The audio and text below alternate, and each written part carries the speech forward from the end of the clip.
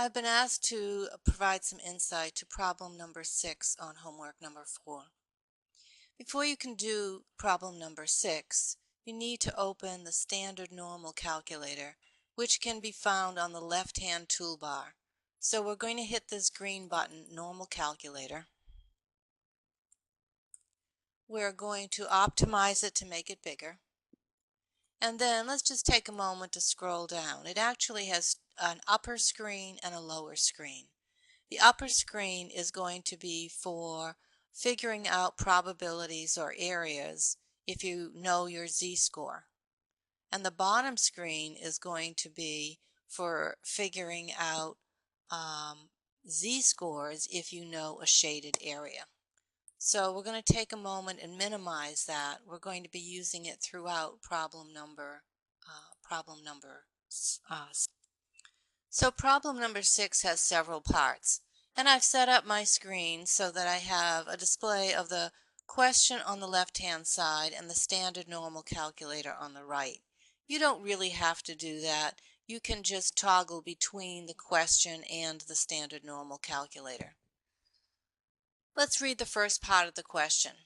In a standard normal model, what value or values of z-scores cut off the region described?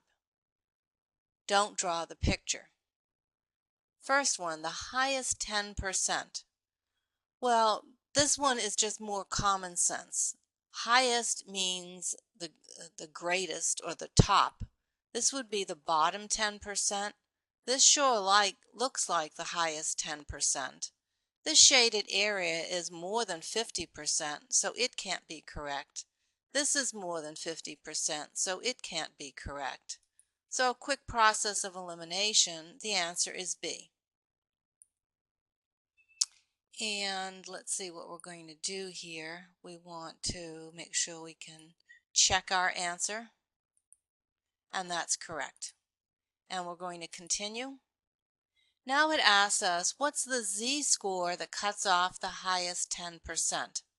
Since we know the percent and we're looking for the z-score, we're going to scroll down to the second portion of the standard normal calculator.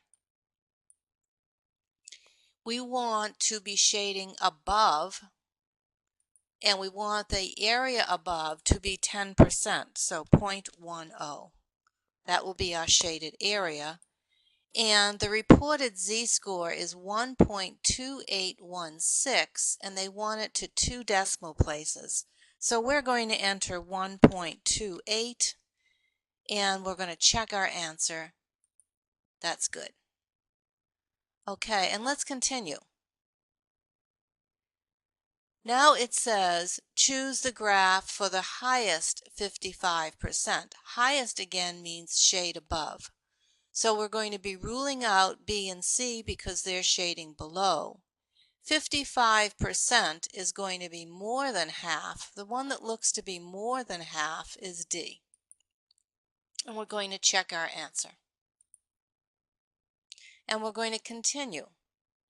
Now we want the z-score that cuts off the highest 55%. Highest again means above, but we're going to change the shaded area to 0.55. We see that the area above it is a negative 0.1, and then we have 257. We have to round that off to the nearest 2 decimal places. So that 2, since it's followed by a 5, actually becomes a 3. Let's check our answer. Good work. And let's continue. Now we want the lowest 60%. Lowest means below. So we're going to rule out A and D. And then if we choose between B and C, 60% is more than half of the graph. So that would lead us to pick B, the bigger of the 2 areas. Check our answer, and let's continue. Now the lowest 60%. So we want below, and then we want a 0.60. Notice how our picture looks a lot like picture B. and the z-score is reported to be a 0.2533.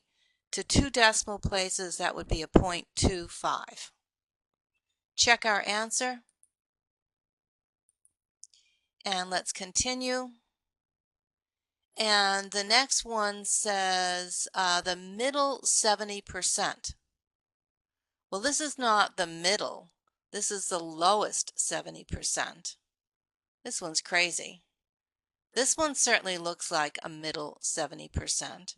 And this one looks like an upper 70%. So here's our middle 70%. And we're going to continue. And the middle 70% would be a between. And we're going to change this to a 0.70.